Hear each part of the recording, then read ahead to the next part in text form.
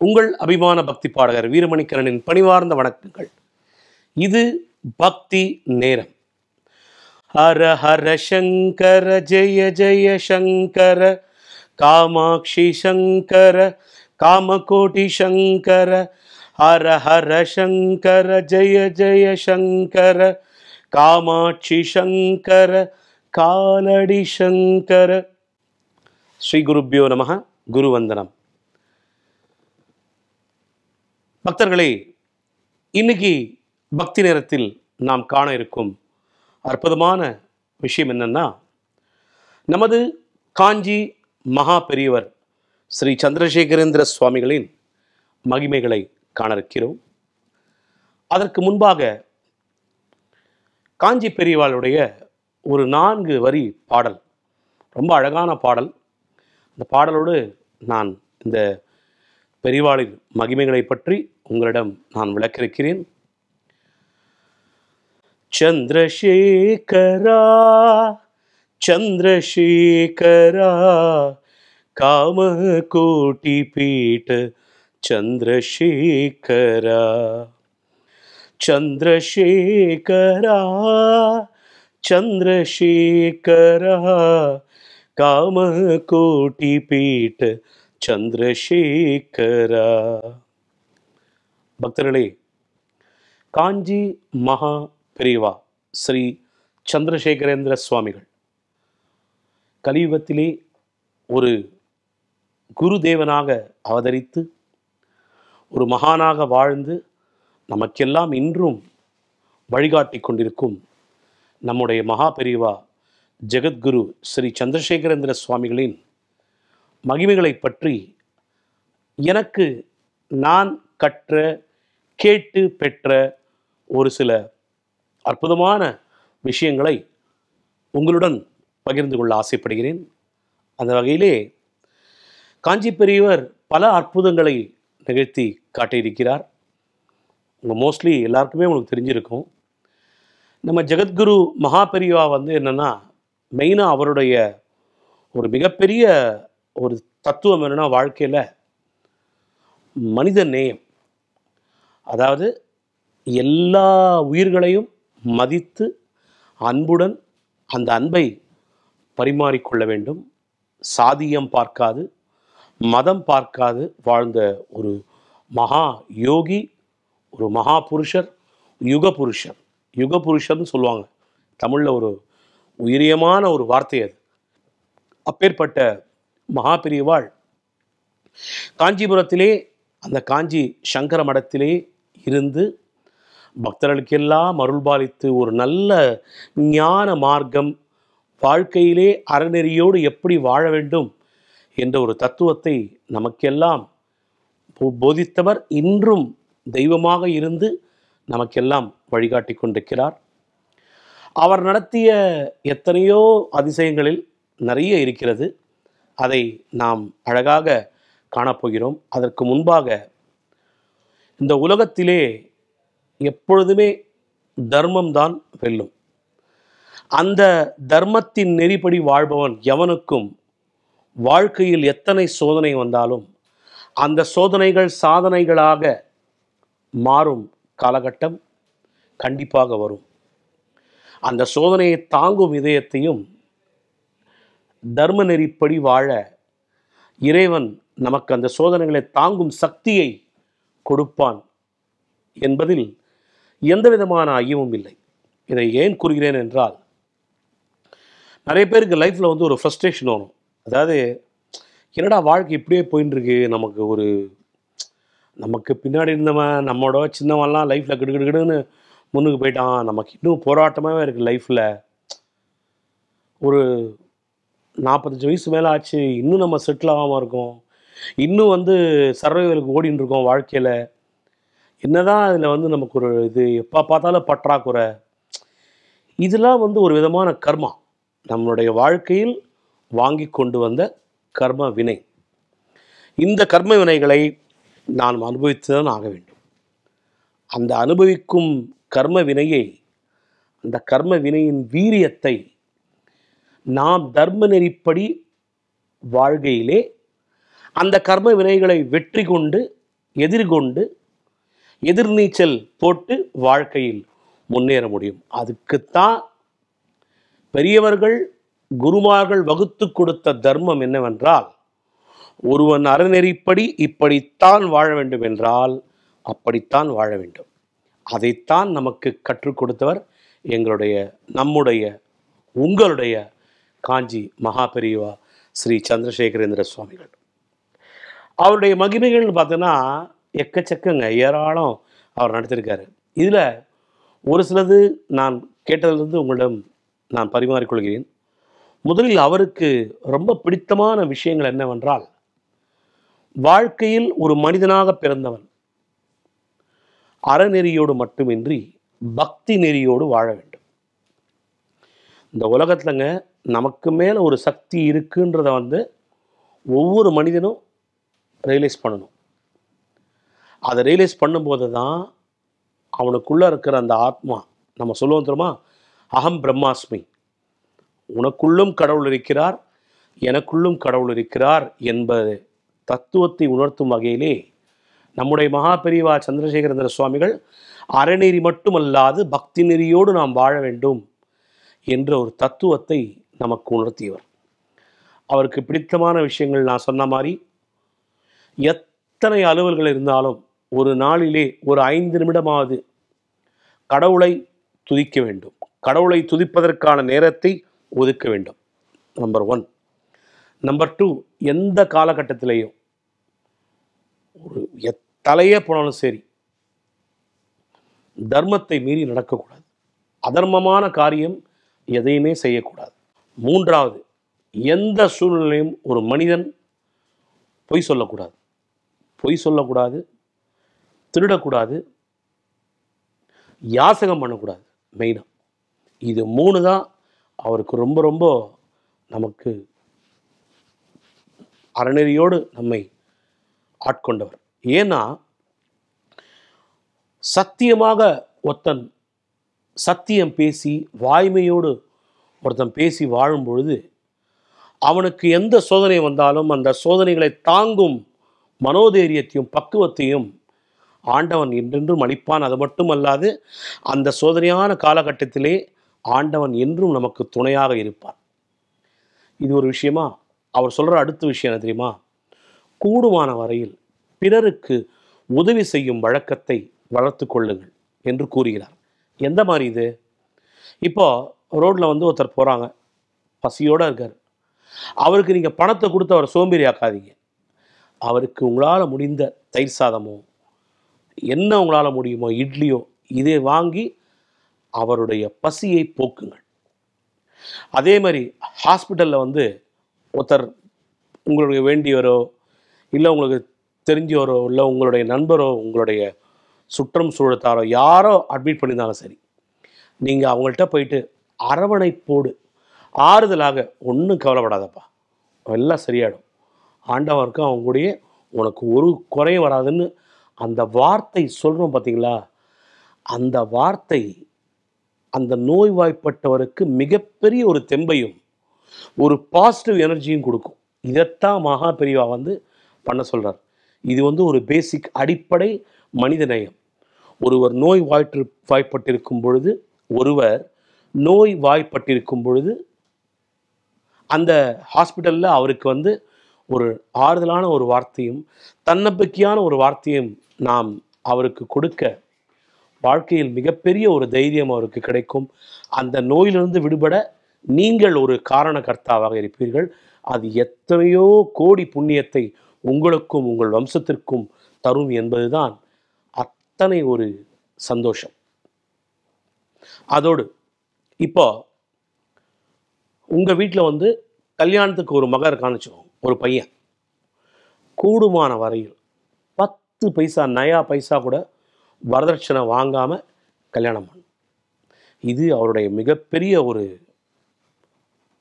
ஒரு என்ன சொல்கிறது, அவர் நமக்கு கொடுத்த கட்டளையில் இது ஒரு மிகப்பெரிய கட்டளை.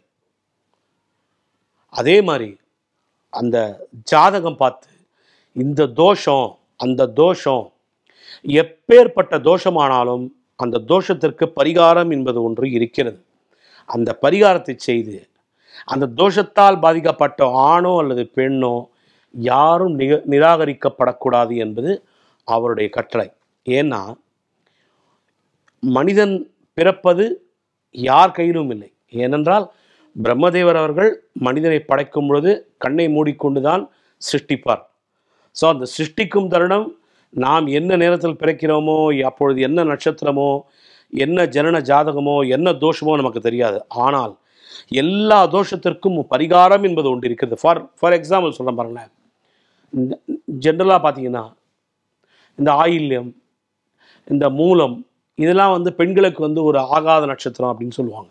ஆக்சுவலாக அதெல்லாம் ஆகாத நட்சத்திரமாக இருந்தால் கூட அதுக்கு ஒரு பரிகாரம் இருக்கிறது.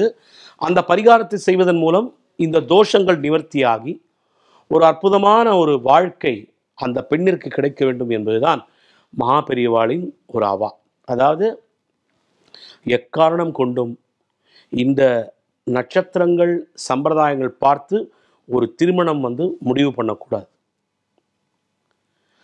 உங்களுக்கு மனப்பொருத்தமாகி உங்களுக்கு வேணும்னா ஜாதக பொருத்தம் பார்த்து பொருத்தம் பக்காவாக இருந்ததுன்னா வரதட்சணை வாங்காமல் உங்களது மகனுக்கு அந்த மகளை மணமுடித்து அந்த வீட்டுக்கு வரும் மணமகளை நீங்கள் மருமகளை நீங்கள் வந்து மகளாக பார்த்து பாவிக்கணும். இதுதான் அவர் சொல்கிற ஒரு முக்கியமான கட்டளை. அதே போன்று கூடுமான வரை எங்கெல்லாம் உதவி பண்ண முடியுமோ, யார் யாருக்கெல்லாம் இப்போ வந்து உங்களுடைய நண்பர் வராரு, மிகப்பெரிய ஒரு வேலையில் இருந்தார், ஏதோ ஒரு காரணத்தினால கம்பெனி லாக் அவுட் எடுத்து வேலை போயிடுச்சு அப்படின்னா உங்களால் முடிந்தது என்ன தெரியுமா? உங்கள் நண்பரை வந்து உங்கள்கிட்ட கேட்க மாட்டார், கூச்சப்படுவார். ஆனால் நீங்கள் அவருடைய நிலைமை தெரிந்தது அப்படின்னா அவருக்கு பொருளுதவி வழங்கணும்னு அவசியம் இல்லை. நீங்கள் அவருக்கு செய்ய வேண்டிய ஒரு கடமை என்ன தெரியுமா? உங்களுக்கு தெரிந்த இடத்தில், சார் இந்த மாதிரி என் ஃப்ரெண்டு இருந்தார் சார், நல்ல இடத்துல வேலை பார்த்துருந்தார், திடீர்னு கம்பெனியில் ஏதோ ஒரு ப்ராப்ளம், அதில் வந்து வேலை அவருக்கு போயிடுச்சு, உங்கள் கம்பெனியில் ஏதாவது டெம்பரரியாக ஒரு வேலை போட்டு கொடுக்கல ப்ளீஸ் அப்படின்னு சொல்லி நீங்கள் ஒரு 4 இடத்துல இல்லை ஒரு 5 இடத்துல ரெக்கமெண்ட் பண்ணிங்கன்னா நம்ம 5 இடத்துல விட்டெறிகிற கல் கண்டிப்பாக ஒரு 2 இடத்துல கிளிக் ஆகும். அதன் மூலம் உங்கள் நண்பரின் வாழ்க்கையை ஒளி ஏற்றுகிறீர்கள். அந்த ஒளி உங்களையும் உங்கள் தலைமுறையும் 7 வம்சத்திற்கு காக்கும் என்பது ஐதீகம். இதெல்லாம் தான் மகா பெரியவா வந்து நமக்கு இட்ட கட்டளைகள். அதோடு மட்டுமல்லாது அந்த வாயில்லா ஜீவன்கள், பசு, யாரை பார்த்தாலும் நீங்கள் தயவு செஞ்சு துன்புறுத்தாமல் அதுங்களுக்கு உண்டான ஒரு ஆகாரம், ஒரு கீரையோ என்ன முடியுமோ நீங்கள் வந்து அந்த ஜீவன்களுக்கு, வாயில்லா ஜீவன்களுக்கு செய்ய செய்ய எப்போவுமே ஒன்று வச்சுக்கோங்க நேயர்களே, வாழ்க்கையில் வந்து மிகச்சிறந்த தானம் அன்னதானம். நான் ஏற்கனவே சொன்னேன் உங்கள்கிட்ட கர்ணனுடைய ஒரு எபிசோடு. வாழ்க்கையில் எல்லா தானமும் பண்ணான் கர்ணன், அன்னதானம் ஒண்டி பண்ணல. அதை பண்ணுறதுக்காகவே ஒரு 20 நாள் பூலோகத்துக்கு இறங்கி வந்தான். அதுதான் நம்ம வந்து மாலைய பட்சம் திதியாக நம்ம இன்றைக்கும் நம்ம வந்து 15 நாள் நம்ம வந்து முன்னோர்களுக்கு திதி கொடுக்குறோம். அந்த மாதிரி நம்மளால் முடிந்தது. இப்போ என் கையில் வந்து ஒரு 2000 ரூபா இருக்குது. இந்த 2000 ரூபாவில் வந்து 1900 ரூபா தான் என்னுடைய செலவு, மீதி 100 ரூபா அதை நான் எக்ஸஸ் வச்சுருக்கேன். அப்படின்போது அந்த 100 ரூபா ஒரு 5 பேருக்கு 20 ரூபா மேனிக்கு ஒரு 5 பேருக்கு அன்னதானம் பண்ணுறான். அந்த 5 பேருடைய வயிறு நிறைய உங்களுடைய கஷ்டங்கள், உங்களுடைய கர்ம வினைகள் எல்லாம் தீர்ந்து வாழ்க்கை சுபிக்ஷமாக இருக்கும். இதைத்தான் நான் ஃப்ரம் த டே 1 சொல்லின்னு இருக்கேன். ரொம்ப நாளைக்கு அப்புறம் நீங்களாம் உங்களை சந்திக்கிறேன். நல்ல காரியங்கள் அவ்வப்போது நடந்தால்தான் மழை பெய்யும். இன்றைக்கி பாருங்கள், அக்னி நட்சத்திரம் ஸ்டார்ட் ஆச்சு, ஏதோ திடீர்னு சில்லுன்னு ஒரு 2 நாள் நல்லா மழை பெஞ்சுது. அத்தனை நான் மனப்பூர்வமாக சூரிய பகவானை பிரார்த்தனை பண்ணேன். சூரிய பகவானே, வெப்பம் தாங்க முடியலப்பா, வயசானவங்களால் இருக்க முடியாது, கொஞ்சம் உன்னுடைய உக்கிரத்தை தணிச்சுக்கோப்பா அப்படின்னு சொல்லி ஆதித்ய கிருதயத்தை வந்து பாராயணம் பண்ணேன். சூரிய பகவான் மனசு இறங்கி அவர் வந்து வருணம் பேசி வருணம் மூலமாக ஒரு 2 நாள் மழை இறக்கி கொஞ்சம் ஒரு அழகாக அந்த சூட்டை தணிவிச்சு கொஞ்சம் மழையை கொடுத்து அப்படி நமக்கு குளிர்விச்சார். அந்த மாதிரி பிரார்த்தனைகள் எப்பொழுதும் இறைவனால் கேட்கப்படும். அது கேட்கப்பட்டு கண்டிப்பாக அந்த பிரார்த்தனை நிறைவேறும். அதற்குரிய காலம் கனிந்து வரும்பொழுதுதான் உங்கள் பிரார்த்தனை நிறைவேறும். அது வரைக்கும் நீங்கள் பொறுமையாக தான் இருக்கணும். வாழ்க்கையில் வந்து பொறுமை கடலினும் பெரிது அப்படின்னு ஏன் சொன்னாங்க? அவ்வளோ patience is the most important weapon in our life. லைஃப்பில் ஒருத்தன் எவன் பொறுமையை அப்படி கடைப்பிடிக்கிறானோ அவன் லைஃப்பில் வந்து silent hero. They say in English unsung ஹீரோன்னுவாங்க. அப்படி வாழ்க்கையில் ஜொலிப்பாங்க. கோவமே வரக்கூடாதுன்னு நான் சொல்லலை. கோவம் வராமல் இருந்தால் அவன் மனுஷனே கிடையாது. உணர்ச்சி ஜடன்னு அர்த்தம். ஆனால் எங்கு கோவத்தை காட்ட வேண்டுமோ அங்கு தான் கோவத்தை காட்ட வேண்டும். அவசியமானதற்கும் அத்தியாவசியத்திற்கும் தான் கோவத்தை காட்ட வேண்டும். மற்றபடி பொறுமையாக கடந்து போயிடுங்க. இந்த உலகம் ரொம்ப பெருசுங்க. நான் நீ சொல்கிறேனே, நீங்கள் வந்து லைஃப்பில் வந்து நல்லா முன்னுக்கு வரும்போது கண்ணுக்கு தெரியாத எதிரிகள், உங்களை பார்த்து பொறாமைப்படுபவர்கள், எல்லா உலகத்துலேயும் எல்லா ஃபீல்டுலையும் இது இருக்குங்க. உங்களை பற்றி ஒரு 10 பேர் நல்லா பேசுகிறான்னா கண்டிப்பாக 3 பேர் மட்டமாக பேசுவான். அதை அப்படியே இக்னோர் பண்ணிட்டு போயிடுங்க. இதுவும் கடந்து போகும்னு போயிட்டு போயிடுங்க. அதுக்கு நீங்கள் எதிர்வினை ஆற்றுனீங்கன்னா அது என்ன ஆகும்னா, உங்களுடைய வேலைகளையும் உங்களுடைய அந்த ஓட்டத்தின் ஒரு வேகத்தையும் குறைக்கும். உங்களுடைய செயல்திறன், உங்களுடைய மூளை செயல்பாடு எல்லாவற்றுக்கும் அணை போடும். அதுதான் அவங்களுக்கு வேணும். நின்றுட்டு நீங்கள் அவங்களுக்கு பதில் சொன்னீங்கன்னா உங்களுடைய நேரம் போகுது, உங்களுடைய செயல்திறன் கம்மியாகும், உங்களுடைய மூளை செயல்பாடு வந்து வீக் ஆகும். அதுதான் அவங்க உங்கள்கிட்ட எதிர்பார்க்குறது. அதை நீங்கள் கடந்து போயிடுங்க. பேசிட்டு போப்பா. அவங்க 4 நாள் பேசுவாங்க, 5ஆவது நாள் வேறு டாபிக் போயிடுவாங்க. அதுதான். ஸோ அது மாதிரி மகா பெரியவாளுடைய சித்தாந்தங்கள் ஒவ்வொன்றும் அவர் வந்து வாழ்க்கையில் சொன்னது என்ன தெரியுமா? ஜாதி பார்க்காம எல்லார்கிட்டையும் அன்பு செலுத்துங்க. மனிதநேயம் வந்து தழைக்க வேண்டும். இந்த உலகத்தில் வந்து மனிதநேயத்தை விட ஒரு பெருசு எதுவுமே கிடையாது. அதே மாதிரி கூடுமான வரைக்கும் தான தர்மங்கள் பண்ணிகிட்டே இருக்கணும் நம்ம சக்திக்கு ஏற்ற மாதிரி. அதே மாதிரி ஆலயம் தொழுவது சாலவும் நன்று. உங்கள் ஊர் பக்கத்தில் கோயில் இருக்கா, அந்த கோயிலுக்கு உங்களால் உண்டான உடலுதவியோ பொருளுதவியோ அப்பப்போ பண்ணுங்கள். ஏன்னா நம்மளுடைய சிவபெருமானுடைய எந்த இந்து சனாதன தர்மத்தில் நம்மளுடைய கடவுள்களை வந்து நம்ம தான் வாழ வைக்கணும். இதுதான் ரொம்ப ரொம்ப முக்கியம். அத்தனை மகான்களும் அத்தனை பெரியவர்களும் அத்தனை கடவுள்களும் இந்த பூமியில் அவதரித்திருக்கிறார்கள். இதை எல்லாவற்றையும் நம்ம வந்து மேற்கோள் காட்டி வாழ்க்கையில் இறைவன் அளித்திருக்கக்கூடிய இந்த மகோன்னதமான அரிது அரிது மானிடராய் பிறப்பது அரிது. அந்த 6வது அறிவு பாருங்க, பகுத்தறிவு. மிருகங்களுக்கு இல்லாத 6வது அறிவு ஏன் நமக்கு கொடுத்துருக்கான்? சிந்திக்கிறதுக்கு. அதுதான் பகுத்தறிவு. பகுத்தறிவின் ஒன்றே நீங்கள் வேறு மாதிரி கொண்டு போயிடாதீங்க. நான் சொல்கிறது இறையருளை உணர்ந்து கொள்ளக்கூடிய பகுத்தறிவு. நமக்கு மேலே ஒரு சக்தி இருக்குது.